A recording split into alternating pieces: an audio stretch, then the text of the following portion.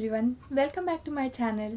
आज की वीडियो में मैं आप सबके साथ शेयर करने वाली हूँ अपने बनाए हुए कुछ स्केचेस जो मैंने अभी तक बनाए होंगे। वैसे तो मैं आपको सारे नहीं दिखा सकती, बट हाँ, कुछ सेलेक्टेड स्केचेस ज़रूर मैं अपनी इस वीडियो में आपके संग शेयर करूँगी।